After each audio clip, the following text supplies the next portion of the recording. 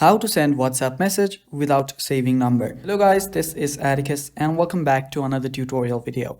In today's video, I'll teach you guys how you can send WhatsApp message without saving any phone number.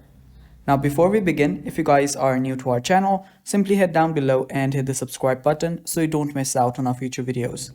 So let us begin now. First, what you'll need to do is you'll need to head over to a web browser.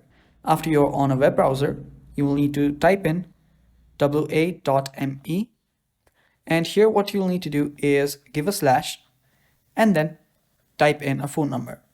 Now make sure that you have the correct country code too, and make sure that you do not use dashes or pluses.